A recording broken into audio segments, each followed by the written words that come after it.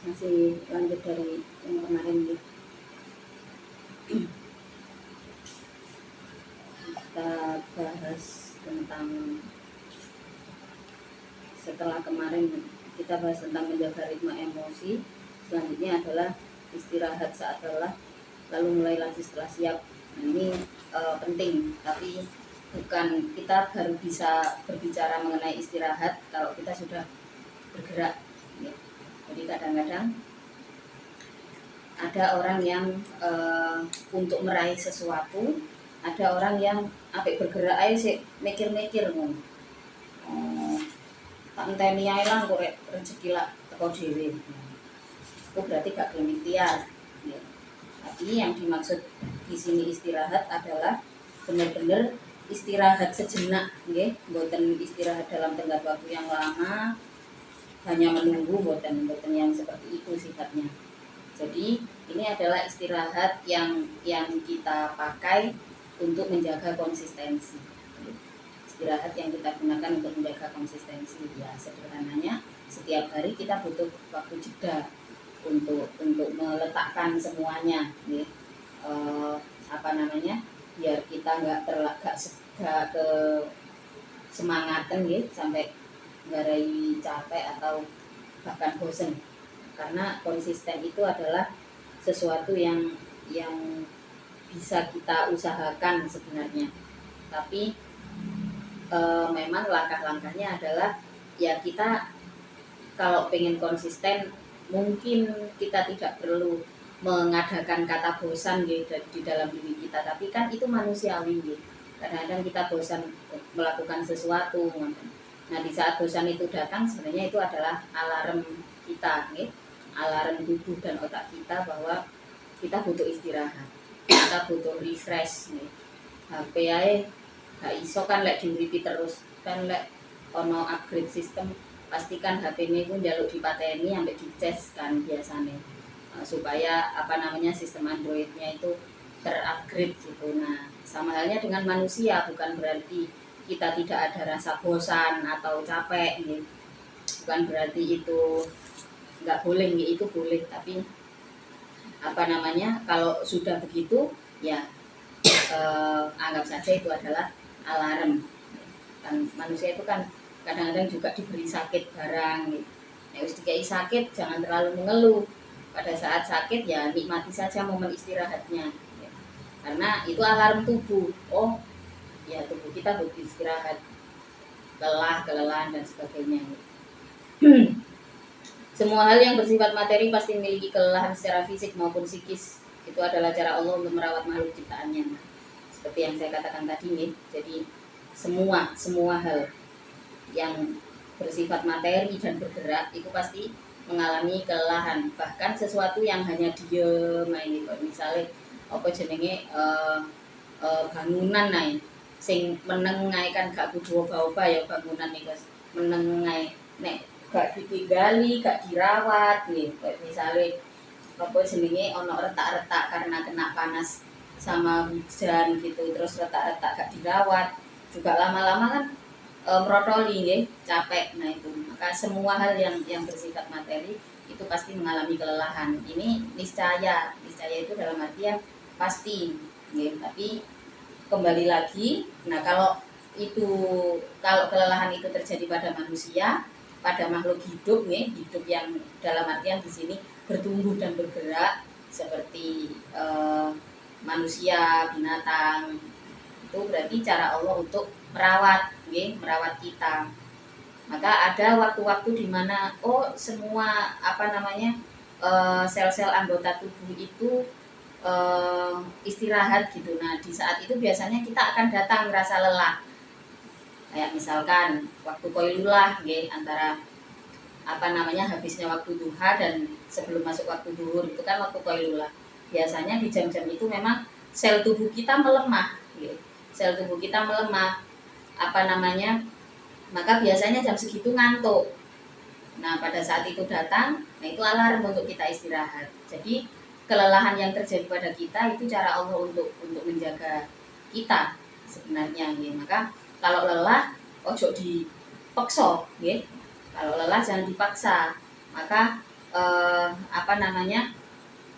Rasulullah kan juga mengajarkan kalau tidur itu baiknya kita segera tidur malam biar biar nanti bisa bangun untuk qiyamul lail gitu. Jadi waktu-waktu lelah di saat tubuh kita, sel-sel tubuh di saat jam istirahat biasanya memang sel-sel tubuh kita juga melemah.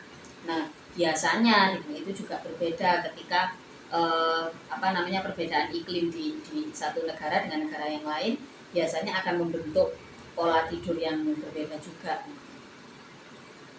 Intinya manusia itu bisa capek dan kodratnya manusia itu capek nih.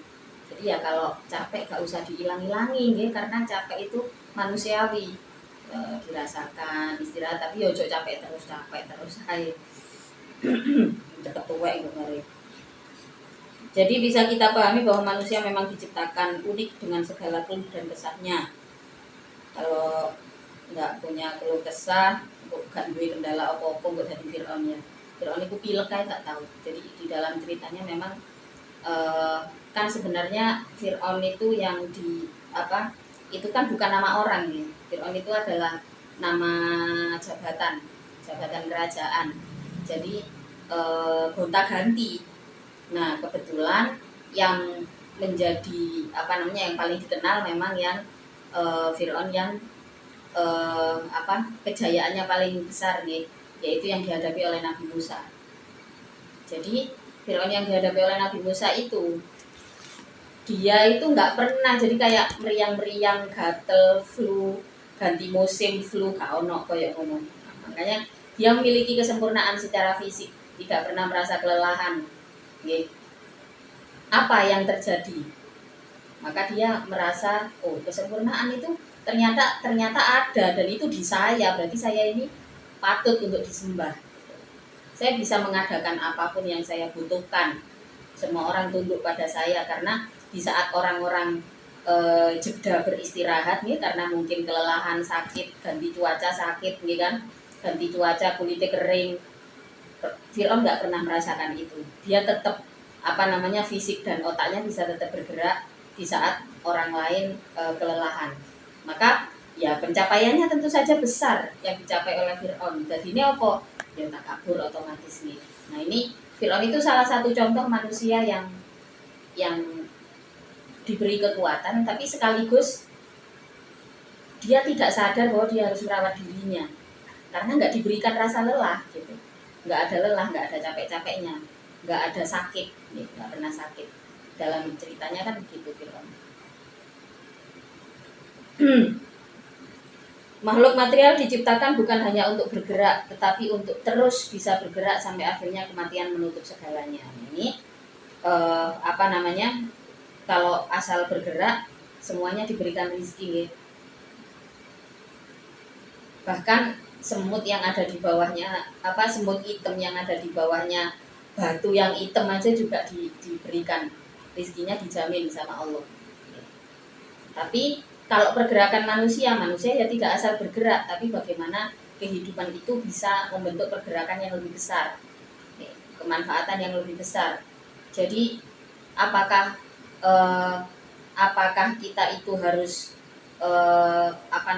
harus memperjuangkan apa yang kita mau atau menunggu saja sampai sesuatu itu datang. Nah di sini tentu saja berkaitan erat dengan apakah manusianya sendiri itu mau atau tidak. Kalau mau pasti ada jalan. Apapun itu. Ini uniknya manusia. Jadi termasuk dari kemauan, kelelahan, kadang berkeluh kesah, pengen, tapi pas capek juga mengeluh. Ya memang itu uniknya menungso. Jadi sesekali mengeluh nggak apa-apa. Sesekali merasa diri kita nggak ada pencapaian apa-apa juga nggak apa-apa. Tapi kembali lagi, apakah setelah itu nanti, setelah keluh dan kesah itu tersampaikan gitu ya, apakah kemudian kita menyerah atau kita masih mau. Kalau kita masih mau, insya Allah ada kehendak Allah di situ. Jadi manusia itu harus punya ingin. Siapa tahu bahwa keinginan itu ternyata adalah bisikan dari Allah tentang sesuatu yang bisa kita perjuangkan. Maka apa namanya, rasa lelah, rasa capek, terus kemudian kadang-kadang juga sakit hati gitu, itu dirasakan saja, nggak apa-apa. Perasaan-perasaan seperti itu gak usah di skip, sampai menungso kok.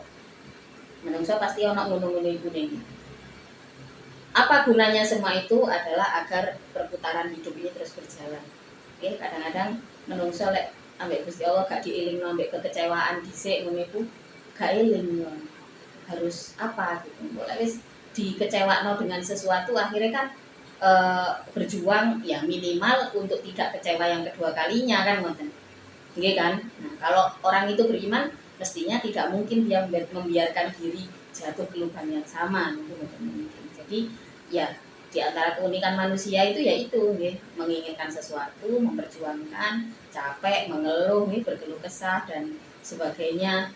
Tapi kemudian selagi masih ada himmah, masih ada mau, insya Allah itu akan terus bisa diwujudkan, tidak harus cepat atau lambat, tidak harus sampai kapan saya dapat ini gitu ya. Jadi kan kadang-kadang pun yang pencapaiannya cepat kan juga butuh tepat gitu ya. Jadi bukan seberapa cepat sebenarnya, tapi seberapa tepat apa namanya pencapaian itu kita dapat. Kalau misalkan masalah cepat, yo balapan belayu talapo ngono itu jenenge ya kita cepet-cepetan. Tapi kalau untuk pencapaian hidup kan lebih kepada tepat. Misalkan namanya cepet-cepet oleh jodoh, tapi ternyata belum ada masing-masing, tidak ada hukum tarik menarik yang mengikat, berarti kan ketepatan itu masih harus terus kita perjuangkan, kita cari apakah benar jodoh ini adalah takdir yang tepat untuk saya. Kalau misalkan sudah ada, kita juga harus terus dirawat perasaannya, sampai akhirnya kita merasa bahwa memang takdir itu memang sudah tepat untuk kita. Nah ini manusia itu begitu, ini berkaitan dengan kelelahan itu tadi. Jadi kita diberi daya untuk bisa merawat diri kita sendiri. Manusia yang berdaya adalah mereka yang bisa menyiapkan sandang, pangan, dan pakannya dengan layak dan baik. Bisa menyiapkan dengan layak dan baik. Jadi pada makanan ada istilah halal dan thayyiban. Thayyib itu seperti apa? Layak juga baik. Tidak mengkhawatirkan, tidak buruk, didapatkan dengan cara yang halal, kemudian bisa mentasorofkan rezeki itu dengan baik. Nah, maka nggak ada salahnya manusia itu belajar, manajemen finansial rumah tangga, family finance niku penting, bagaimana mengelola keuangan di dalam rumah, mengelola pendapatan. Terus kemudian nggak ada salahnya juga kalau misalkan punya target untuk paling tidak saya bisa berpenghasilan sekian gitu. Apakah itu termasuk bagian dari apakah seseorang yang punya ekspektasi tentang pendapatan itu termasuk dari orang-orang yang sesat karena hubud dunia? Ya jawabannya bisa iya bisa tidak, karena kalau hubud dunia mungkin iya karena kita tinggal di dunia. Lek gak hub ya Allah. Dunia ini kan kita tinggali ya, tapi yang tidak boleh adalah keterikatan secara duniawi. Jadi kalau misalkan target-target itu kita buat untuk tujuan yang baik dan seterusnya, ya tentu saja itu menjadi keharusan, karena Rasulullah juga mencontohkan bagaimana mestinya manusia itu berdaya itu seperti apa. Pada saat Rasulullah hijrah dari dari kota Makkah menuju Madinah, kemudian di sana Rasulullah membangun ini. Jadi orang-orang kan Rasulullah beserta rombongan ini kan dari kota metropolitan ya, bisa dibilang pada saat itu Makkah itu adalah pusat perdagangan yang paling bergengsi lah ya. Di situ ada banyak kabilah-kabilah yang sudah dikenal turun temurun kaya raya, kayak salah satunya adalah, jadi kaum Quraisy itu kan memang sebuah kaum yang memiliki keberdayaan ekonomi yang cukup tinggi ya. Tinggal di kota Makkah yang ya, luar biasa ramai gitu. Terus kemudian berhijrah ke Madinah. Di sana Rasulullah harus kan ada sahabat Muhajirin, ada sahabat Ansor lah. Bagaimana yang Muhajirin ini kan sebelumnya sudah punya daya ekonomi yang mapan nih pada saat di kota Makkah, sudah punya pengalaman kerja, sudah punya pengalaman bisnis nih, kemampuan komunikasi yang baik gitu. Sementara sahabat Ansor ya kaum petani nih, kaum petani rezeki wis onoe gitu nih. Lalu kemudian Rasulullah mengkombinasikan kedua kelompok ini dengan membentuk sebuah kehidupan sosial, kemudian membangun kehidupan ekonomi, sampai akhirnya sahabat Ansor dan sahabat Muhajirin ini bisa saling support nih, bisa saling mendukung satu sama lain. Jadi sahabat Ansor sendiri tahu diri, ya saya punya sesuatu tapi saya tidak bisa mengembangkan. Sementara sahabat Muhajirin mereka punya pengalaman. Inilah yang pada akhirnya menjadi kesuksesan Rasulullah membangun kehidupan sosial dan ekonomi, di antaranya adalah kolaborasi antara antara kemampuan di hulu sama kemampuan hilir. Akhirnya Rasulullah jadi pemerintahannya di sana gitu ya, tapi kemudian pusat pasar yang dibuat oleh Rasulullah ada di Syam. Ini luar biasa, padahal jaraknya jauh.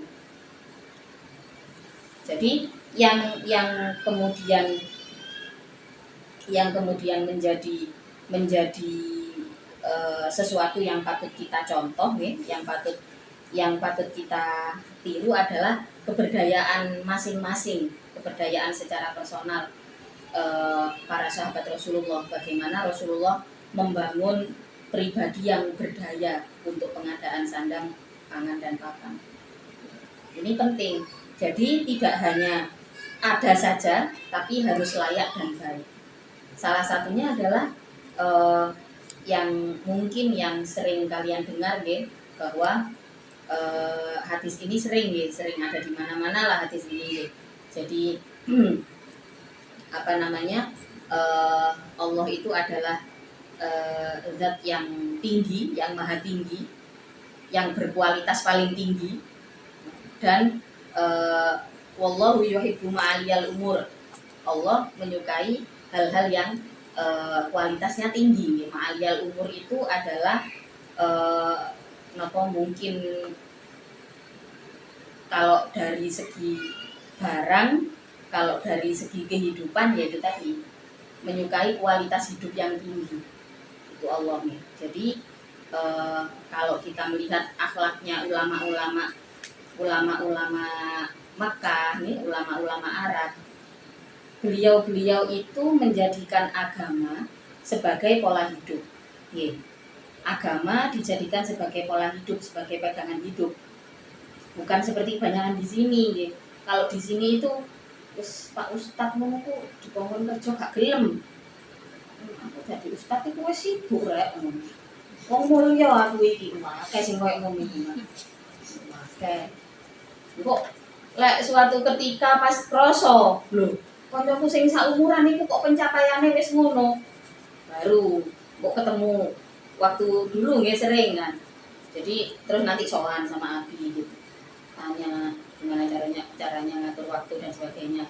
Lek awake wis biasa kepegelen ya angel dijak ngatur ritme pekerjaan lagi, karena kebanyakan orang-orang yang menjadikan ilmu agama sebagai ma'isyah sebagai mata pencaharian, iku sesuatu yang paling disenengi iku pasti lungguh-lungguh ambek nongkrong. Dikongkon ngutuni sebuah pekerjaan yang yang sifatnya memang profit itu anggapannya enggak untuk dunia. Bahkan saya melihat sendiri nih, saya menyaksikan teman-teman seangkatan Abi atau kiai-kiai yang selevel Abi gitu.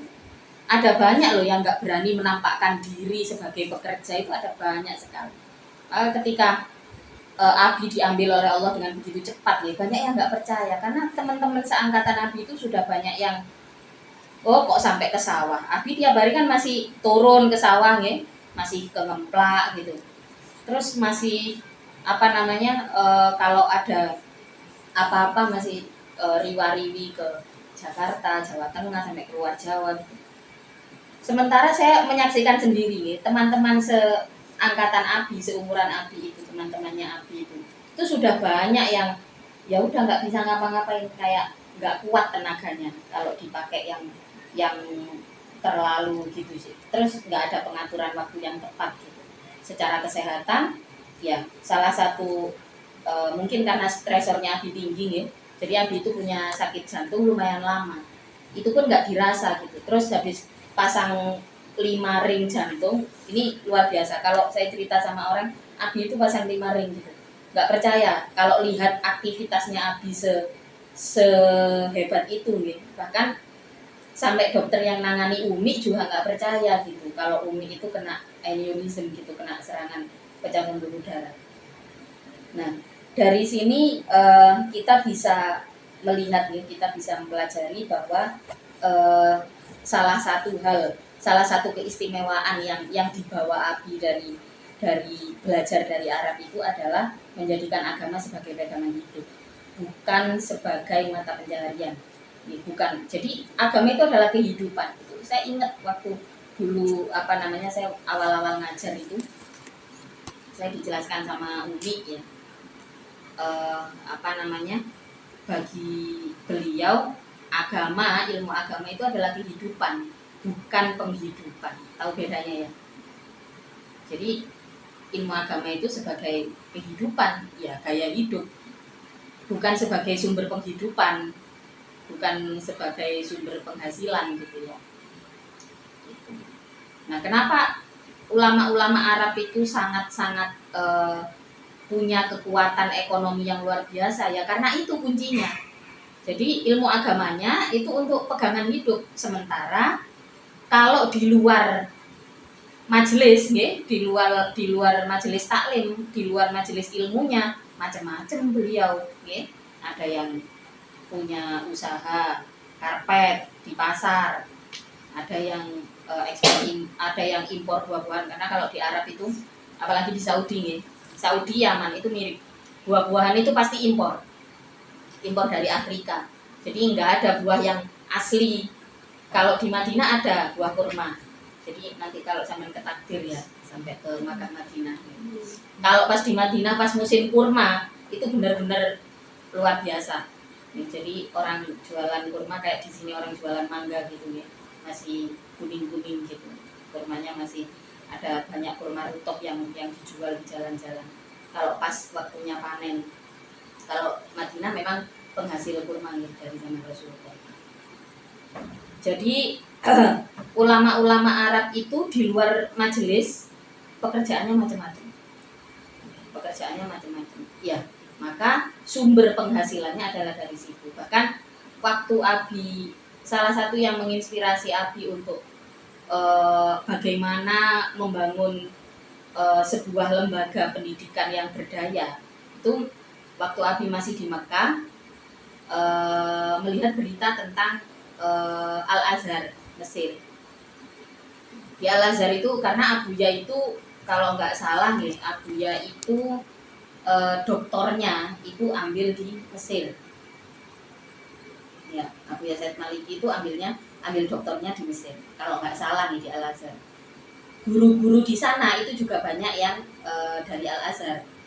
Nah, yang menginspirasi Abi adalah Al-Azhar itu adalah lembaga pendidikan yang bisa mendanai negaranya untuk berperang melawan penjajah.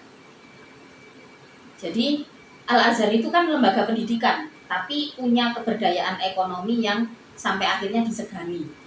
Sampai akhirnya orang mau masuk untuk menjajah Mesir itu yang ditakuti bukan pemerintahannya, tapi justru wibawa daripada Al-Azhar. Itu yang pada akhirnya menginspirasi Abi untuk kalau gitu lembaga pendidikan bisa berdaya secara ekonomi, dan itu beliau wujudkan. Apakah sekarang itu sudah benar-benar terwujud? Mungkin dari seluruh impiannya Abi belum semuanya terwujud. Tapi yang karena saya membantu dari ketika Abi mulai berbisnis dengan, jadi dari dulu Abi itu bisnisnya, Abi sama Umi itu punya keberdayaan ekonomi memang. Bahkan kalau cerita masa mudanya Umi ya, mungkin juga sering diceritakan nih, Umi itu sambil sekolah sanawiyah sama aliyah itu sambil jualan kue. Jadi di rumah bikin kue dibawa sekolah.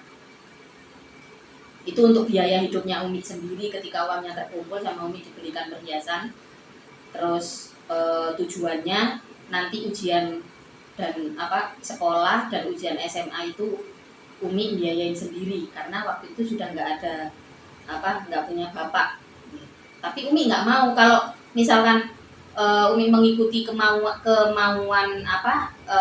lingkungan sosial pada saat itu, mungkin Umi harus segera menikah gitu ya. Kalau orang zaman dulu kan kayak nikahnya itu kan kayak umur 14 gitu kan, umur 12, 14 gitu. Nah Umi melihat dua kakaknya Umi itu menikah di usia yang relatif muda, tapi Umi nggak pengen. Umi pengennya sekolah, nanti kalau sudah SMA, sudah selesai aliyah, punya kebebasan untuk memilih langkahnya sendiri. Salah satu yang di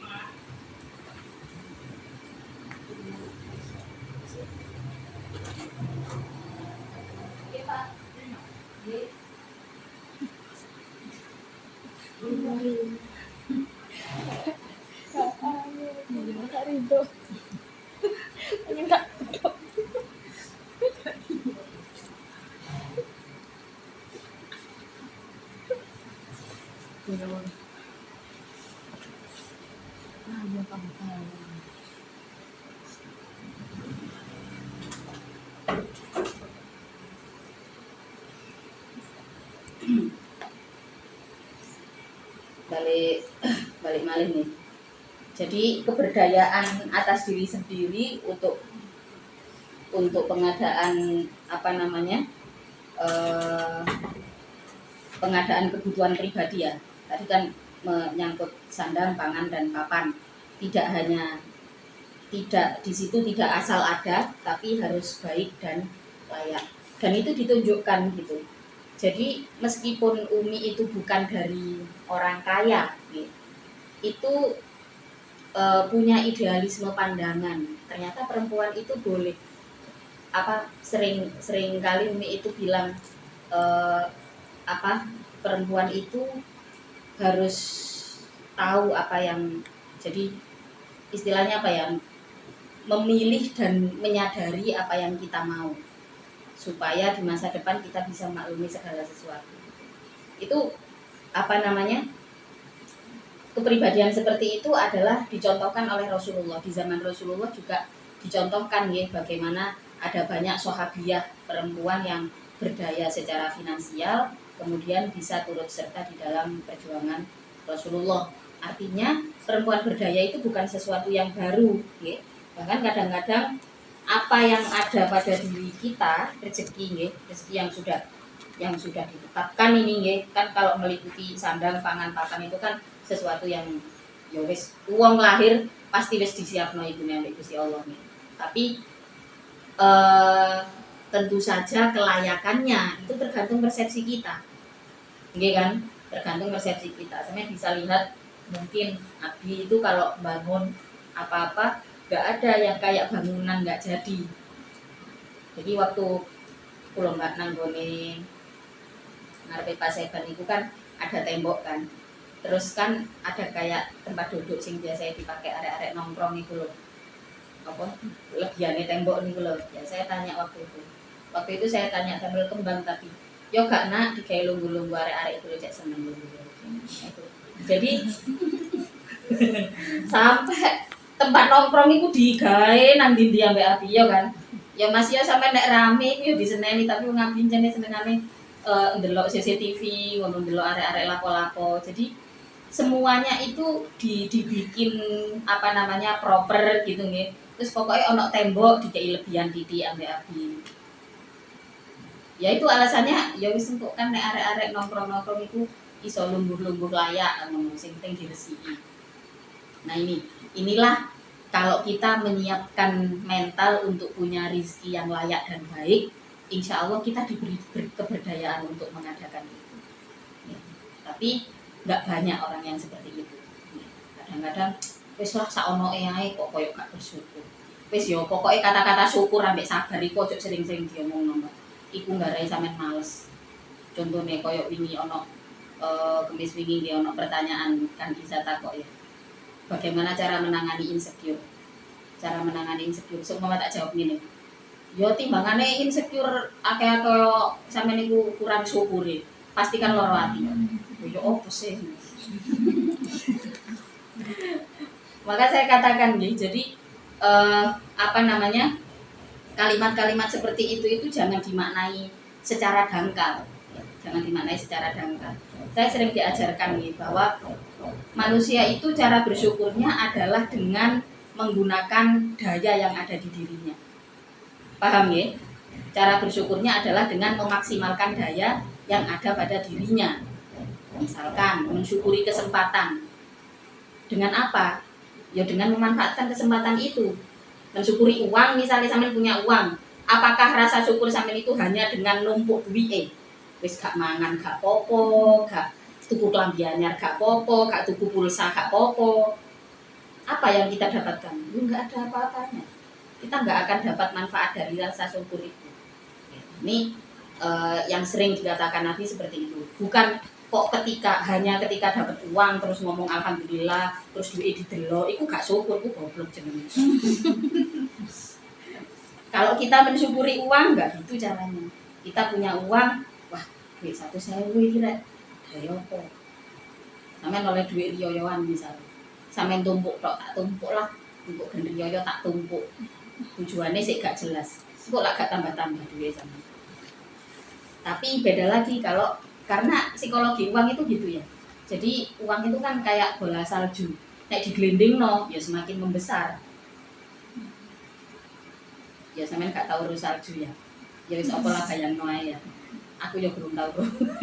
Jadi ya psikologi uang itu seperti itu. Kalau sampean diamkan, nggih, kalau didiamkan ya sungguh suwe-suwe gak payu doan duit. Jadi ini ya apa namanya balik maneh nanggone daya iku ngangge keberdayaan manusia itu adalah dengan bukti dia bisa mengadakan sandang pangan dan papannya secara layak dan baik ya, secara layak dan baik. Kalau berbicara tentang kelayakan hidup ya. Jadi Abi sama Umi itu mengajarkan kepada saya banyak sekali hal-hal yang apa ya menurut saya pada akhirnya unik gitu, kayak misalkan menyukai sesuatu yang layak dan baik tapi nggak boleh gegabah, yang penting lakukan saja sebagai rasa syukur atas peluangnya ya, atas peluang-peluang yang datang. Karena itu agar semua hal baik bisa bernilai ibadah, kita dianjurkan untuk memperbaiki niat juga membaca doa sebelum melakukannya. Ini sering pulau ngomong ya. Jadi pada pekerjaan-pekerjaan yang sifatnya mubah ya, itu kita harus berdoa. Kalau kita seorang muslim yang baik, ojo lali. Awake metu omah, maca bismillah, gawe sandal, maca bismillah. Biasa lek sampean durung terbiasa. Tapi lek wis terbiasa ya alhamdulillah. Jadi melakukan hal-hal yang mubah kayak makan, mandi, minum itu kan mubah semuanya ya, dilakoni yo. Monggo gak dilakoni yo gak apa-apa. Tapi kalau di dalam hal-hal itu kita sertakan nama Allah di dalamnya, maka Allah yang akan menjaganya. Ada rahmat Allah di setiap pergerakan kita. Itu. Jadi sampai Imam Ghazali itu kan di kitab Ihya juga mengatakan ya, seberapa banyak makanan yang kita makan harus diimbangi dengan tenaga yang kita keluarkan. Jadi itu termasuk di dalamnya adalah ibadah dan pekerjaan-pekerjaan. Nek mangane akeh, penggunaannya juga harus banyak, ini juga harus optimal di dalam diri kita.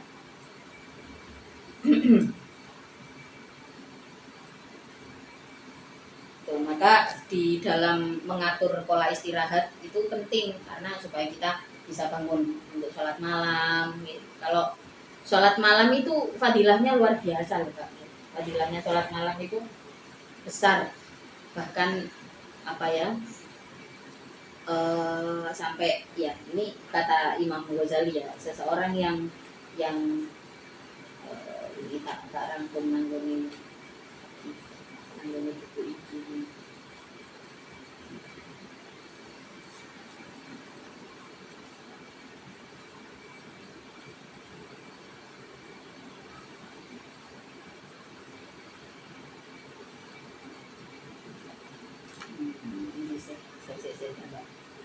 Iya. Allah Ta'ala berlaporan kita keluar dari sehari menyeluruhkan istighfar. Oh ini.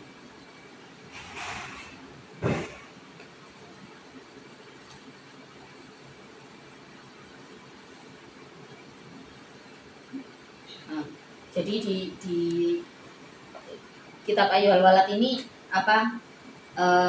rangkuman tentang dawuh-dawuhnya Imam Ghazali dari guru-gurunya. Tapi kalau kitabnya sendiri ini dikatakan di sini mualifnya adalah majhul, tidak mau disebutkan namanya karena bukan Imam Ghazali gitu. Jadi kitab ini itu disusun dari nasihat-nasihat guru-gurunya Imam Ghazali kepada Imam Ghazali. Jadi ya mengumpulkan dari Ihya, mengumpulkan dari mana-mana.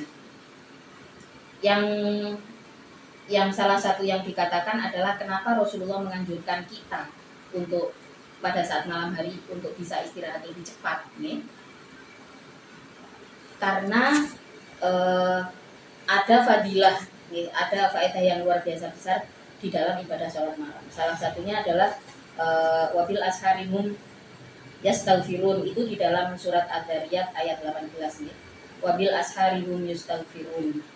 Dan di waktu dan dengan waktu-waktu sahur itu ada maghfirah Allah. Di waktu sahur itu kita dianjurkan untuk bangun waktu sahur loh. Berarti kami semua pepet subuh ya. Mesti iso lah kami jam sakmono. Insya Allah lo masih gak nggak alarm. Nek sampai wis terbiasa. Insya Allah kami husnudzon ya. Jadi di dalam waktu sahur seseorang yang ingin benar-benar mencari maghfirah dari Allah itu utamanya adalah pada saat waktu sahur. Kenapa maghfirah Allah itu begitu penting untuk kita? Karena kan manusia itu banyak mau ya. Manusia itu banyak mau.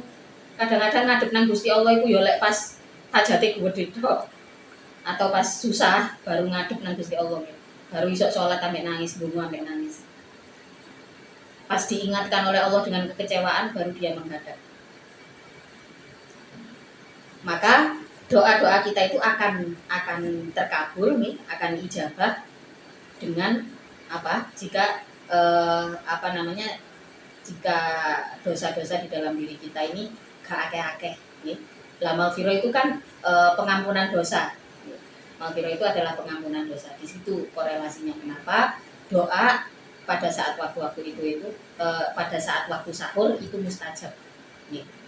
Yaitu karena ada maghfirah Allah yang begitu luas. Kalau sampai disampaikan di dalam Al-Quran, ini berarti sesuatu yang niscaya pasti diberikan oleh Allah.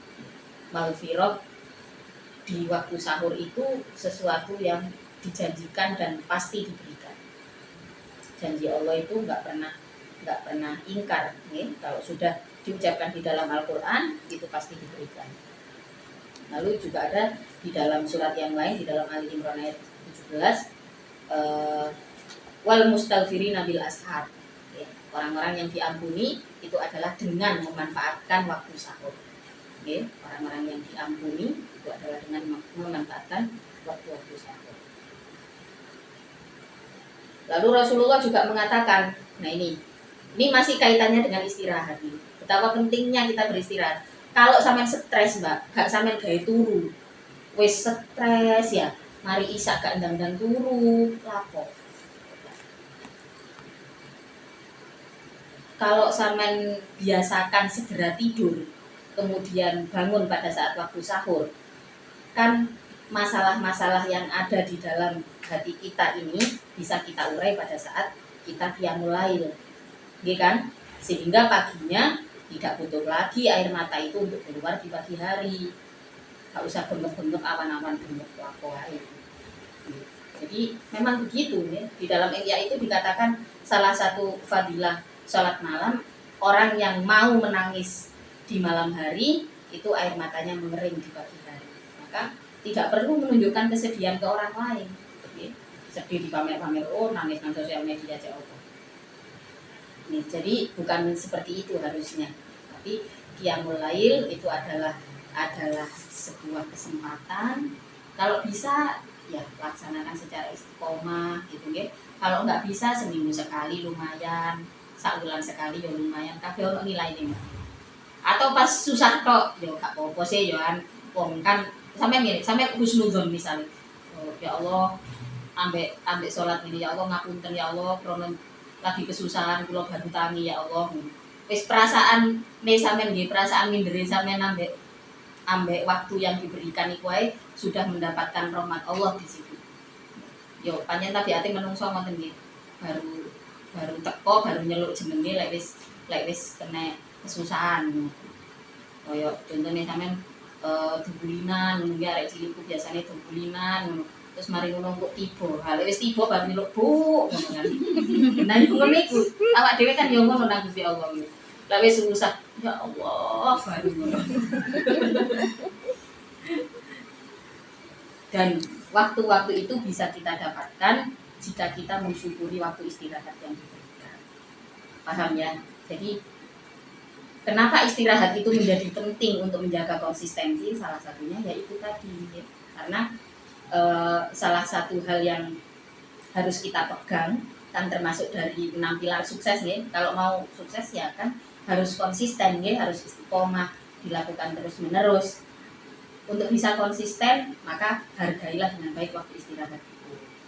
Jadi cepat istirahat. Terus saya aja kalau misalkan habis isya itu gak nandang istirahat, karena saya biasanya kalau tengah malam itu bangun. Kalau habis isya itu gak nandang turu sampai subuh aku gak turu. Dan ya dampaknya pasti buruk ya, dampaknya pasti buruk. Kalau saya itu kalau siklus tidur saya nggak baik, 3 bulan gak mens iso-iso. Gitu. Ya dulu mungkin saya selalu mengeluh dengan keadaan ini ya, tapi setelah ya ada konseling psikologi, terus saya juga konseling dengan ahli gizi gitu ya, bagaimana mengatur pola makan sehingga saya punya ritme tidur yang baik. Terus saya jadi tahu manfaatnya. Oh, kalau orang-orang yang bisa menikmati malam itu berarti kalau ada ngantuk dan turu. Saya gitu Mbak, kalau misalkan habis isya aku wis ngantuk turu, dan turu. Engkau pasti jam 11, jam 10 itu tangi. Nah itu kok misalnya sholat terus nyari ngono napa jenenge apa lah sing tak lakoni nggih yo nulis yo apa segala macam.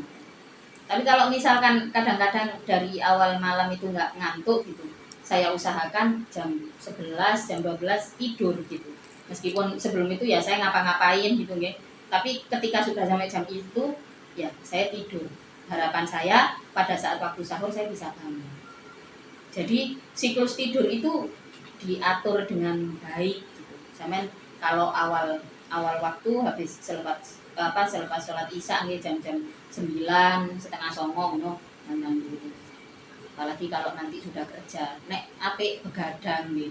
Lek apik lembur, kayak saya biasanya kalau pas ada pekerjaan yang mendesak ngoten nggih yang mengharuskan lembur gitu. Tidur awal yang saya lakukan. Soalnya lek aku kerja dhisik, lek mari isya langsung nyandak, gak iso ngantuk. Nih, pasti engkau sampai isuk gak turu. Sampai isuk sampai mari subuh lo gak ngantuk. Karena memang saya ada gejala insomnia nih, ada insomnia. Lek keliwat waktune turu, keliwat waktu bengi niku nggih. Baru kok iso turu meneh sing teratur niku wis keliwat bengi iki keliwat turune nggih. bengi berikutnya pasti susah lagi tidurnya, baru iso turunnya itu di malam berikutnya. Nah, ya dulu saya tidak mampu menangani ini, ya stres Mbak, karena siklus tidur saya tidak teratur, kadang-kadang pusing gitu, dan sebagainya. Ketika bisa menangani ini, saya jadi tahu bagaimana caranya ngatur pola istirahat. Maka di dalam buku ini, kenapa istirahat ini juga membahas istirahat ini juga saya cantumkan, dimana istirahat itu gak tahu nang kamu siapi sampai umi gitu, ketika ngomong ngendikakno masalah sistem pondok yo waktu antara itu mungkin sampai sing ngerasa nang kono sampai dadi arek gede, waktu antara itu kudu keisi arek-arek itu. Tapi hebatnya di pondok Pacet itu gitu, waktu turu itu dikei gitu kan, waktu turu dikei, waktu mangan dikei. Kalau saya di pondok dulu gak, kalau di pondok saya dulu nggak ada, pokoknya waktu turu waktu mangan itu kudu ngatur-ngatur dhewe, kudu nyolong-nyolong dhewe. Tapi ya pada akhirnya saya jadi lebih bisa ngatur diri sendiri ya. Nek nang Pacet itu sakjane abi niku keren, tapi yo asline mboten medeni iku. Coba sampean eling-eling, sampean mondok nang Pacet iku kan waktu nek bengi gak oleh lebih teko jam sakmene. Jarang pondok sing koyo ngoten enggak. Nggih kan, koyo dikai aturan. Pokoke jam 10 kudu wis turu kabeh. Nang pondok-pondok liya gak ono. Termasuk teng pondok kula biyen mboten enten. Kula musyawarah waktu zaman Alfiyah niku, musyawarah ket jam 7 ket mari Isya sampai jam 12. Sing dibahas ya sak kitab tok, nggih, maksudnya satu mata pelajaran tok. Kadang-kadang ya sampai jam 10, tapi sisa sampai jam 12 itu musyawarah di luar jam. Kadang-kadang ono adik kelas yang pengen dijelasno materi ngoten nggih. Soalnya biyen nang pondok ya lumayan pinter lah aku. Terus mari ngoten wes terserah turu gak turu ya terserah. Mari ngoten sik ono maneh kegiatan mujahadah. Dadi yo insomnia aku itu termanjakan, sering gak turu. 5 dino gak turu blas sampai napa jenenge keputihan, nek istihadah niku ya sampai gak karu-karuan. Kula biyen mondok nang kloso iku pokoke kegiatane iku belajar sampai tipes. Nang Pacet mboten. Nang Pacet niku diatur kabeh, waktune turu diatur, nggih kan? Waktune mangan diatur. Karena memang istirahat ini adalah sesuatu yang nggih, cek iso konsisten. Dampaknya apa? Pondok-pondok yang seperti kloso gitu nih, mungkin santri ini mau pinter-pinter. Mungkin muridnya mau pinter-pinter.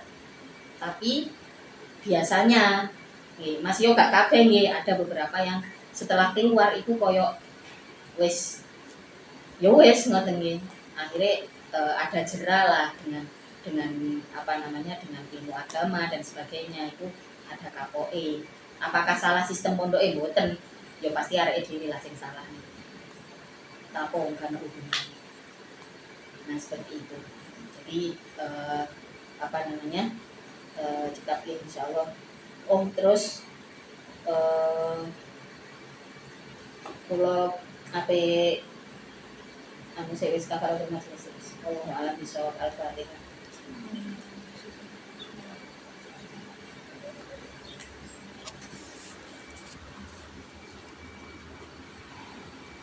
Mbak Nenek, aku